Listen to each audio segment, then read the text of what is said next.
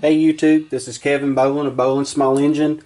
Yes, I have, since the prior video that I've just done, cleaned the float bowl and cleaned the float off.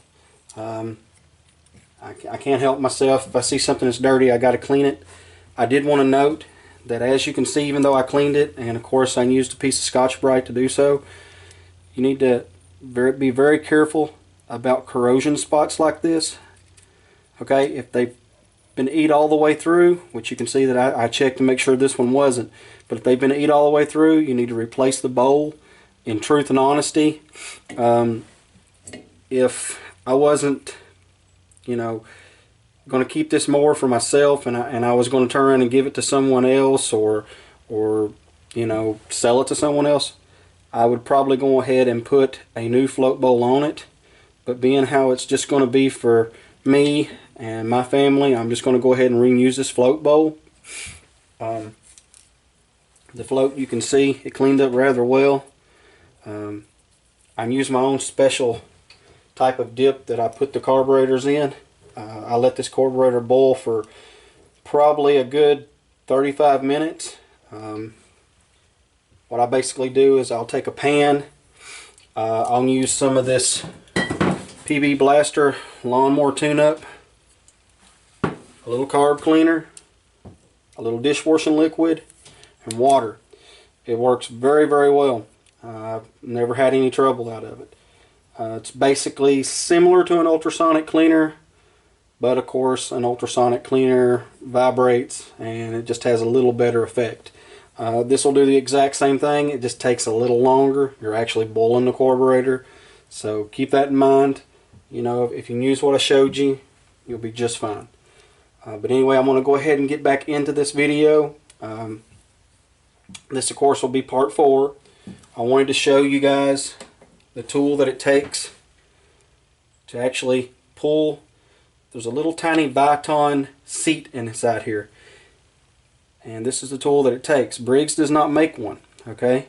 Tecumseh is the only company that I know that makes one, and this is a Tecumseh part number 670377. I'm going to go ahead at this point, using the pick end, reach inside, push down, pull to my sides, and pull the seat out. I do want to show you guys, when you pull these seats out, I'm going to put it on the end of the tool here. I'm going to go ahead and put it on the end of this tool so you'll see there is a right and a wrong way to install this seat. Okay? This part of the seat would go down in the carburetor. Okay? In other words, this should be the part that you see facing you as you look down into this hole. Okay? This inlet, this fuel inlet hole. What I like to do when I'm replacing these seats, of course I'm not using this one over, I like to take just a little oil, dip it on the tool, and a little oil and dip it on, of course, the Viton seat. But just like I said, keep that in mind. There's a little tiny groove around this. Don't know if you'll be able to see it, but there is one there. You want that groove to face down when you're using this tool, pressing it into this hole.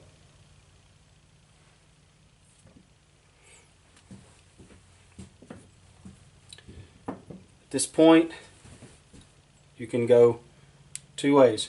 You can focus on your jet, cleaning it, or you can focus on getting the bowl gasket off. What I like to do is just focus on the bowl gasket at this point. And as you can see, this particular bowl gasket is really on there. What I may do is just go ahead in this video, pick this off, clean all this corrosion that I can out with a little wire brush. You can use brass or steel. I would actually recommend brass, but I do not have a brass brush. Well, actually I do, I've just misplaced it. So I'm probably going to use this little steel brush. The dip that I described how to make earlier, you can use it to scrub this corrosion off. It'll be a blessing. And as you can see, I've got my work cut out for me. This is the type of stuff that's more than likely going to come out of there after I've cleaned it all up thoroughly.